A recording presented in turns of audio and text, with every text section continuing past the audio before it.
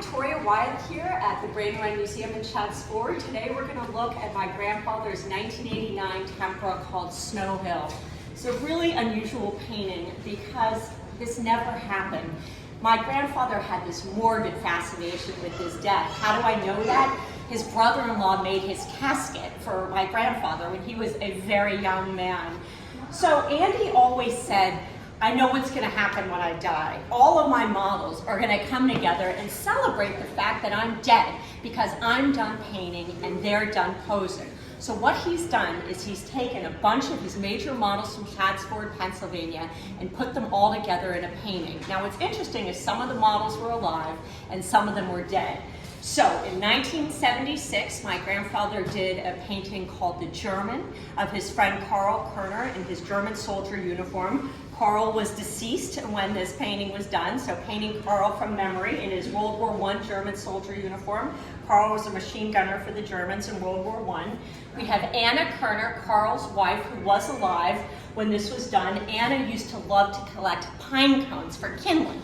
And so you have pine cones dripping out of her basket there. There's a wonderful painting that my grandfather did called The Pine Baron, where it's just Karl Kerner's World War I helmet with pine cones spilling out of it. Next, we have Bill Loper. Bill started posing for my grandfather in the 1930s, and Andy continued to paint Bill Loper and his hook decades after Bill passed away. We have my grandfather's model Helga Testorf, who was alive when this is painted. You can always tell Helga, she had the two pigtail braids. If she's not nude, she's often in her loden coat. We have Alan Lynch. Alan posed for two major temperas. One is called Winter 1946. The other is called Young America. In Winter 1946, Alan Lynch was posed running down Kerner Hill, which I'm going to explain in a minute, in this very outfit. And then finally we have Adam Johnson, who posed for my grandfather for many, many years. If we back up, we're going to see that you actually have multiple locations in this picture. Over here on the left, you have the Kerner farm. My grandfather started painting at the Kerner farm when he was just a teenager. Why? My great-grandfather, N.C. Wyeth, was so strict he wouldn't let my grandfather cross the street, but I guess way back in the 30s and 40s, he could walk over the hill to Kerner's.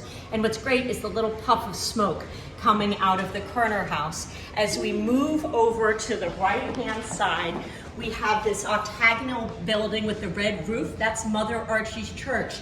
Mother Archie's was an African-American church in Chadds Ford, Pennsylvania. It's nothing but a bunch of bricks now, and Andy's painting it like it's still there. We have Adam Johnson's pig shed and his pile of hay from Adam's famous portrait, Adam, and then we have the Bullock House. So obviously one of the most notable things about this painting is the Christmas tree on top of the maypole, and this is how we did Christmas in my family. My grandparents would take a Christmas tree and put it on top of a maypole. You'll see this in his watercolor Last Light and in the tempera crescent. So this painting has a very special meaning for me. As my grandfather was dying, I sat there thinking to myself, what do I do? Like, what do I talk about? And I was talking to his hospice nurse, and she was talking about a recent painting. I said, no, you have to see Snow Hill. And I started explaining Snow Hill, and he passed away. And I spent a lot of time thinking to myself, oh my God, I bet he was sitting there thinking, why doesn't she just shut up? And then I realized how wonderful that he got to hear about his death scene as he left this world. So come to the Brandywine and come see Snow Hill.